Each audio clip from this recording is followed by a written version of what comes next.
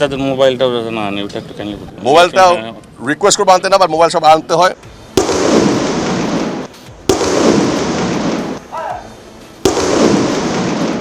না, ভয়ের কিছু নেই। ম্যাচ ডেতে এভাবেই সর্বোচ্চ সতর্কতায় থাকবে পুলিশের এলিট ইউনিট। মহড়ার মতো ফাটবে না বোমা, ভেস্তে দেয়া হবে সব ধরনের নাশকতার চেষ্টা। বাংলাদেশ সিঙ্গাপুর ম্যাচে মাঠে থাকবে প্রায় $250 কোটি টাকারও বেশি দামের বম্ব ডিসপোজাল রোবট, যার কাজ বিস্ফোরক শনাক্ত করা, এরপর সেটি নিষ্ক্রিয় করে দেয়া। রোবটের পাশাপাশি নিষিদ্ধ বস্তু শনাক্তে থাকবে K9 টিমের ডগ স্কোয়াড। যুক্তরাজ্য থেকে আনা বিশেষ এই কুকুরের ঘ্রাণ শক্তি 10,000 গুণেরও বেশি। বাংলাদেশে কোনো ফুটবল ম্যাচকে ঘিরে এমন নজিরবিহীন নিরাপত্তা এর আগে কখনো কি দেখা গেছে?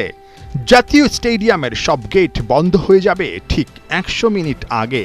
100 মিনিট আগে আমরা চাচ্ছি দর্শকদেরকে ভরে গ্যালারি ভরে গেটগুলি বন্ধ করে দিন।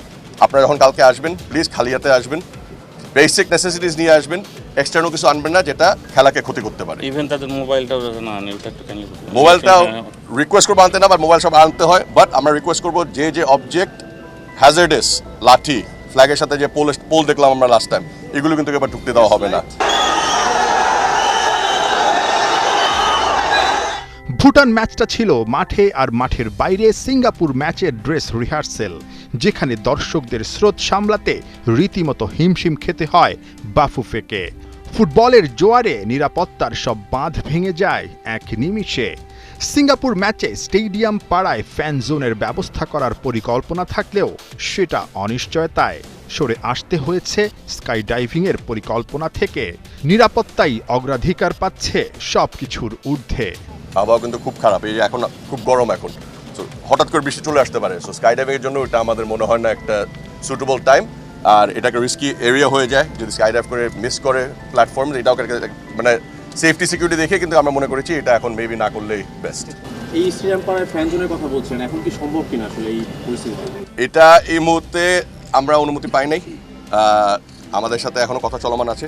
যদি ওনার অনুমতি দেয় আমরা করব, যদি না হয় তাহলে এটা আমরা অন্য একটা কিছু প্ল্যান করব।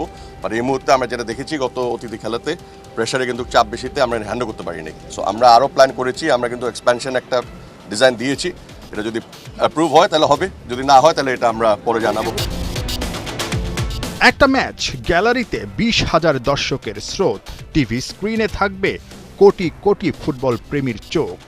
10 জুন এই সবুজ গালিচাতেই তবে লিখা হোক বাংলার ফুটবলের নতুন দিনের গল্প।